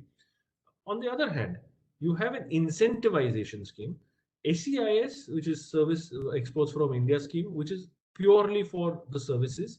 And I think there is a situation here where we are looking at several of the people waiting for the SEIS benefits for the last 2 years. So 17-18 is when it was last sort of given out for. 19-20 and onwards, we're still awaiting the rates to be notified.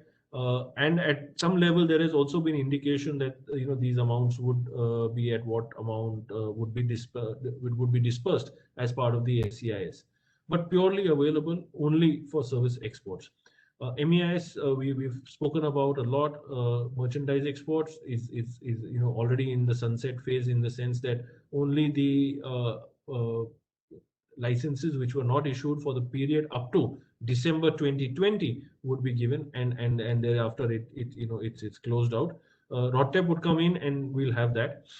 Duty-free zones, I don't think we should dwell into that too much, because these can become by themselves very intensive topics for each issue and for variety of points to sort of discuss. Can we take the next slide? Just a snapshot what these different things that we have just spoken about and what they are, and how they operate.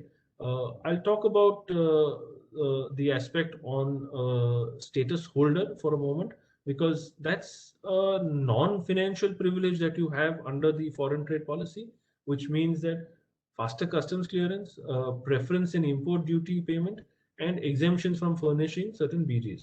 Now, if you see this a little carefully, you would say that somewhere in the AEO, some of these benefits are there. And that's exactly the point that I wanted to draw attention to, that when I'm looking at AEO, I'm looking at some of these benefits and more. Whereas if I'm just a status holder, I have a very limited set of benefits, and therefore I am in a way, somewhat handicapped to somebody who is an AEO accredited party. So that's where the evaluation needs to take place. That am I, taking the maximum benefit and coverage under the variety of schemes and programs that are there under the, foreign trade policy. Even with the EOU scheme, I think today one can say that it's coming to its sunset, because there is no income tax benefits any longer, and so whatever is the beneficiation would be only in respect of what you do in the cross-border side, which naturally are available even if you weren't bonded in as an EOU.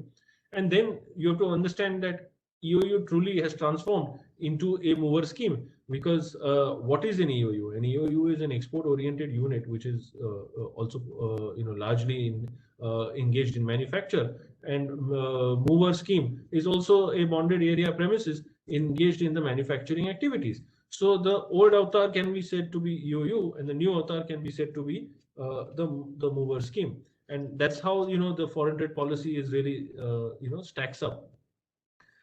Some of these issues, for example, EPCG, they have certain legacy points and aspects, and one could maybe go on and detail those as well, and there would be points for redressal, take it to government and have some sort of clarity. There are a lot of points of litigation as well which are ongoing, and these are then areas to sort of sit and debate upon. But they are what they are, and as you go into any of these schemes, you have to be aware that I will have a obligation, I will have a responsibility. So for example, advance authorization, EPCG, there is an EO fulfillment requirement, and if you believe that that will go away by some reason, that's actually not going to be the way in which it plays out. So you have to be clear of what it is that you're opting into. Next slide, please. The slide here just is to showcase that how the variety of schemes and incentives are there under the foreign trade policy and or customs, and how they sort of play out. So the green boxes are blocked out because these are not in the interplay is not there, and the red essentially is the blocks which would not be available or which not be simultaneously be available with any of the other schemes. And therefore the blue blocks are where you could be in benefit under more than one, as has been indicated on the screen. Can we go ahead? Next slide, please. So yeah, next slide. The foreign trade in India has been rising, has continued to rise, and Aditya mentioned about the trade imbalance, but that apart, there is a constant amount of trade which occurs and which will continue to occur. We are not going to be sitting in isolation, in internally only producing for domestic purposes and trading and supplying only in the domestic area. Cross-border trade will continue to grow, thrive, and as was mentioned earlier, in fact, it should grow and thrive, because that's how nations are built.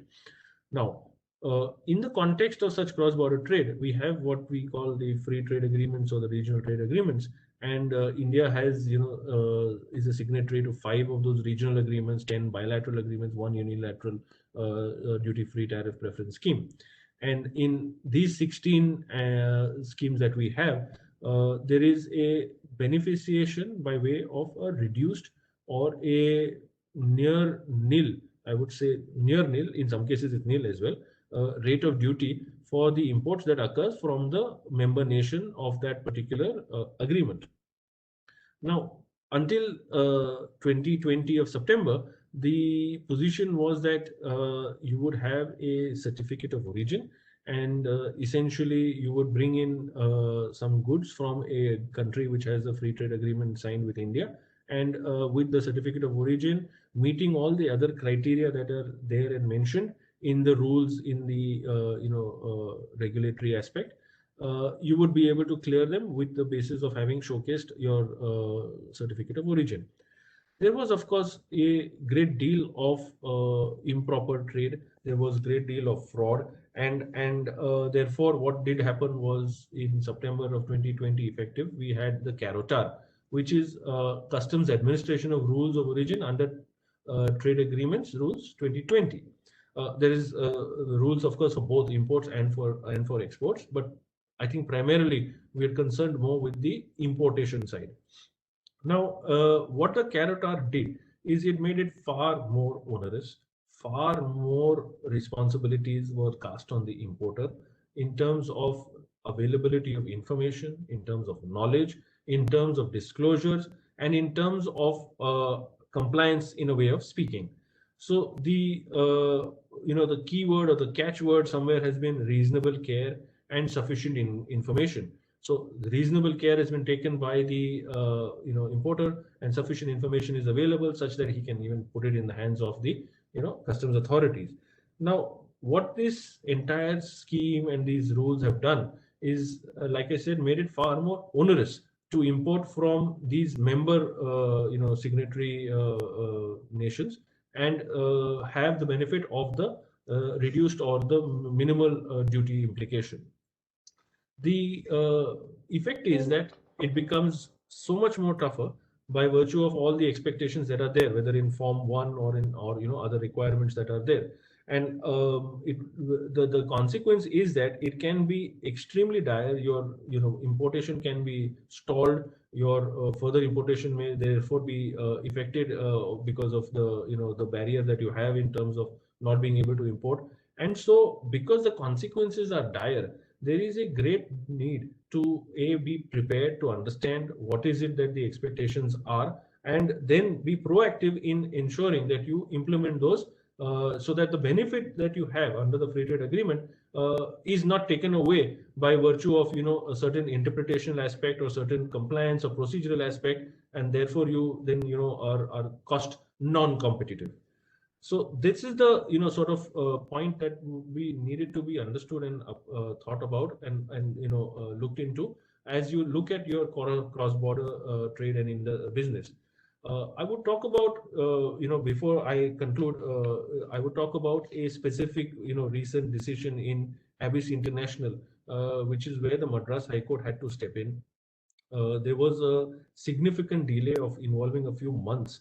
The dwell time was a few months in that case, where the imported goods could not be cleared, and the issues were, not very complicated. But the point was that the information that was asked of the importer was made available by the importer, not in the manner which was prescribed in the rules, but was sourced by the importer from the exporter jurisdiction, from the exporter himself, and brought and given to the customs department. And the customs department then began to say, oh, but we did not follow the process that is prescribed in the rules, so we cannot, accept this and allow it. There were certain post facto things which were done, which again the customs department found were not the right way to do things, and so therefore they were saying that this is a problem. The other part was that they were then expecting some sort of a security that is also going to be required for the clearance of those goods.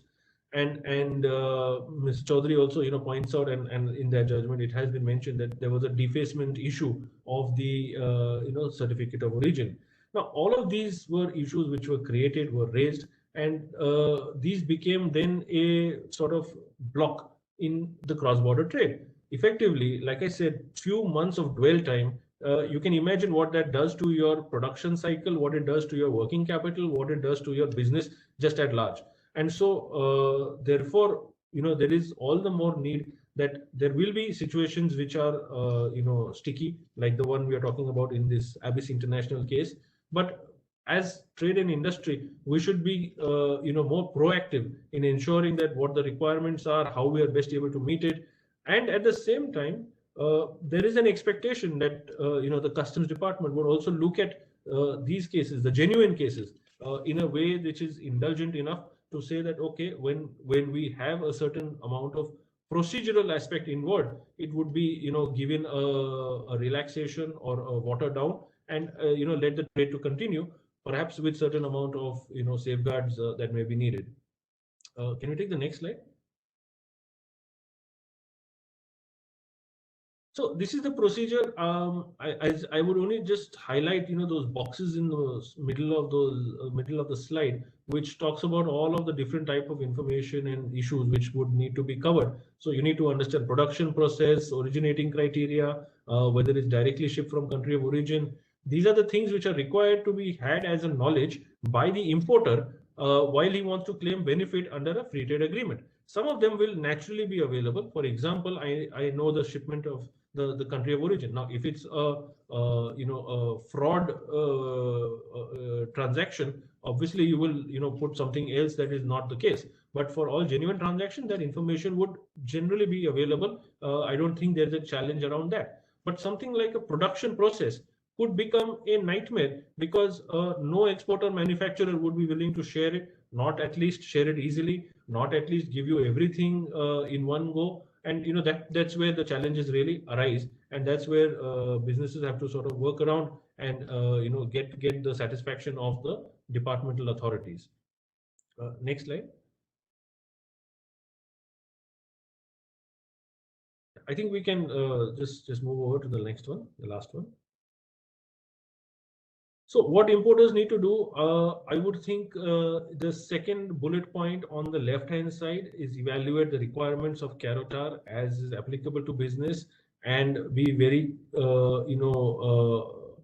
appreciative of what the requirements are. And in that context, the second last bullet, develop a SOP and your checklist so that you get all the information that is needed to enjoy the benefit of the Carotar.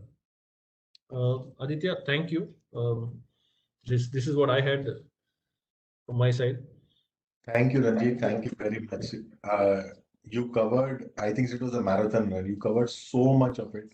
And as I said at the start of the presentation, there are many of those benefits, many of those incentives and schemes we could just simply touch upon them, not do more justice to all of them. But what little 3 to 4 schemes we covered in detail, I think so to some extent we've been able to make the audience aware of the opportunities which lie in them. I think so. We'll move to the Q&A session. Madhushree? Yes, Mr. Hans, that's what I wanted to tell you. There are a couple of questions. So we can start that. Wait, how do I see those questions? They are on your right, on your screen. Chat box. If you go to your chat box, they are all there. Can you go there? Yes, yes. Just 1 second. Yes. So Ranjit, I would read this. Will mover scheme entitle manufacturer to create or and operate warehouse in port, which itself is a custom bonded? Yeah. I think this would need a little bit of check. I'm not too sure what the response on that one is. Ranjit, actually, this question was raised by me, Manu Chaudhary. Yes, please, Manu. Before, actually, I was thinking that Hans will respond on this, because while I was going through the slide of MWOR scheme, and I found that under Section 58, warehouse need to be Customs Act Section 58 entitled you to go for warehousing, custom bonded warehousing application. You can make it.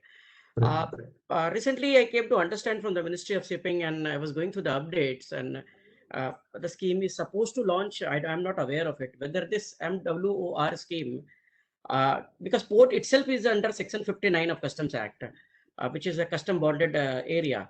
So can that scheme be a part of that? That can be that is what curiosity has came in my mind. And apart from this, I had raised another two questions.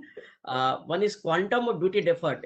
Is it? Do you have a detail of a quantum duty deferred while for availing this MWOR scheme? Second, and do you think that in coming day EPCG scheme for import of capital good may get abolished after this MWOR scheme coming in? Because there are many exporters like me who has import capital good, and my clients has also imported. Now they have an obligation of export obligations for 10 years period.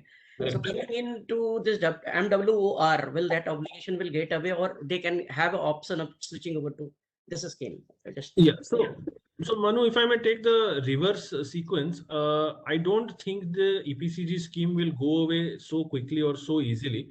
For the reason that many participants of the mover will not always be because many people who would like to enjoy the EPCG benefits would not necessarily be part of the mover scheme. So for the purposes of those players, they would need to have a parallel run for both the EPCG and the mover. That's my belief on that system. And to maybe Ranjit, if I look at the benefits of a mover and the benefits of an EPCG from a government's perspective, in an EPCG, the government is actually pushing you for higher exports, whereas mover gives you the discretion to do domestic sales as well as exports. So I don't think so. They are to some extent mutually exclusive also, because one is EPCG is a very export oriented. It wants to push you to do exports to meet your import obligations. That's right. That's right. So I don't think they are exclusive. I would say they are exclusive. Both are here to stay because both are different objectives. But benefit is higher in MWOR scheme. That mover scheme has a more value benefit compared to EPCG. It's all matter of discussion. Mr. Chaudhary, it actually depends on the constitution of your business. The amount of capital goods which will import, the amount of raw materials, the production cycle which is there, the period of the production cycle. So it's a mixture of a lot of and the extent of exports you'll do and the extent of domestic sales you'll do. So it's a function of many variables. So you will not necessarily go to mover every time, and not necessarily go to EPCG every time. It's just that government has given you one more option. People who are pure play domestic players or largely domestic players with some level of exports. So let's look at it this way. There's another option given to you. So in your menu card, you one more dish has been added. That's it. It's not that one will come and the other will go away. Thank you, Aditya and Mahatani. It was very academic. No, not at all, Manu. We kind of agree. Just also maybe to add that while you may go into a mover, the EPCG benefit that you have already taken, I don't think there will be any disturbance to that. So whatever your export obligations are, those will have to be met, and you have to continue to sort of meet those EO obligations that you have. And as far as being in a port, I don't think there is a specific bar on it, but we'll need to evaluate this because it's a technical aspect that whether in a bonded area, a much larger bonded area or places, can I have a smaller, bonded area also bonded separately within that zone. So it would be worthy of a look at, in detail. Thank you. One more thing, Chaudhary said, can I interchange between, so for the same import of capital equipment, you cannot interchange between EPCG to mover. So once you have opted for EPCG, Ranjit, I would believe you would agree with me. I cannot, if I'm not able to meet my export obligations, I just cannot switch over to a mover at that point of time. Because what's been done is done, right, Ranjit? That's right. Yeah, that's right. That's right. Then there's Ranjit. The next question is, IFSC benefits would be converted in SEZ scheme or under separate provisions. Sorry, I didn't catch that. Yeah, I'm also trying to gauge. He's saying the question is from Amit, who's saying that whether the IFSC benefits would be converted in SEZ scheme or under separate provisions. So IFSC scheme is under. Yeah. Please. I think there are separate provisions also which deal with that. So it would not necessarily be converted. You will have to possibly read the SEZ Act as a bare maybe guidance, and then the specific which would deal with IFSC, the GIFT City. Yeah. There's a question: how is manufacturing custom bonded warehousing different from mover? Can we get benefit analysis between bonded? So basically, he's asking the difference between a manufacturing in custom bonded warehouse and mover. I think they're essentially the same thing. At a very broad base level, they're essentially the same thing. SEZ, of course, is a different animal because it has a different act which governs it. It has a different requirement in terms of NFE, and it also is catering to or is oriented to exports. You are allowed to put some amount of material into the DTA, but that's not really why you were allowed to set up as an SEZ. So SEZ is a very different animal. I would just repeat that. Whereas a bonded warehouse and mover, there is, I think, a great deal of similarity. Maybe it's evolution of the bonded warehouse into a mover. Thank you, Ranjit. One more question. Request you to clarify, can we import lab machinery under EPCG? My doubt is that it was not directly used in production like plant and equipment. Ours is a calcium aluminate binder unit at Visakhapatnam. I think this is a bit fact specific and fact sensitive. There is some amount of debate which has gone on about usage of a machinery in and for production, and therefore satisfaction of the EO versus the importation of what equipment you bring in. We would possibly need to get into a lot more details and facts to get a response on that. Yes, obviously that lab machinery. What is the utility of it? Is it completely away from the production facility, and all of those facts need to be understood? Yes, yes. Madhushri, I think so. I think there's only one more. I think it should be the last one. The last question, I think, is from Mr. Narendra Mishra of Caterpillar. Mr. Mishra, are you there? Mr. Mishra, are you there? Yes, I'm there. Please go ahead and ask your question. Actually, I think this is not sort of question. I think this is challenges, and we are recommending some solution to the CBIC. So I had already sent to you all the points. If ASSOCHAM and with support of the associate can take up with CBIC or the challenges, that will be fine. Mr. Mishra, I think they're very well made points and very valid and concerns from the trade and industry side. What we will do is we will connect with you and of course with the ASSOCHAM, and we'll see how best we can present this up to the ministry and the board for suitable clarity. Yeah, of course. Okay, so I think this brings us to the end of our program. So on behalf of ASSOCHAM, Ma'am, Madhusri ma'am, there is one small doubt which is cropping in my mind. If you allow me, and then I can raise that. absolutely, okay. The session is so interesting. I mean, both of them. Yes, just a little short, please. Okay. Okay. We have a provision of Custom Act 1968, and there is a section 68 allows us that we can re-export a commodity once imported into custom bonded warehouse. Section 68 after doing the manufacturing activity. Like we are, one of my friend, he's importing sieving machine from China and then putting into bonded warehouse and then re-exporting into third country in Bangladesh for the job work and all. How is it beneficial in the case of mover? I mean, this system is applicable for the mover, that this section 68 facility which we are availing in the case of section 59 importation, can this be available there? Because that part was missing in the slide actually, that query. I think, Manu, it should be available. There's no reason I'm able to right now appreciate why you would not be able to do that exact same thing in a mover concept. The only thing that I think we have to think about is whether if the activity that you are talking about constitutes a service. If by some reason somewhere we'll look at it and it and say that this is a service, this is not a manufacturing and other operations in a warehouse, then whether the mover scheme is available to you or not is what we need to test out.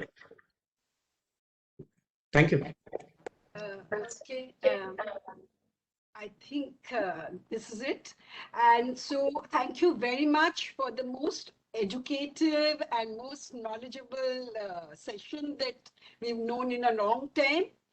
And on behalf of ASSOCHAM, I wholeheartedly thank you all for the session and have a good day. Thank you.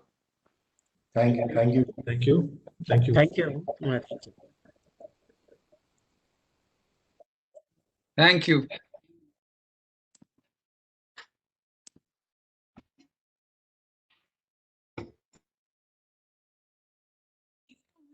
Mohit, stay back. Thank you, Manu sir.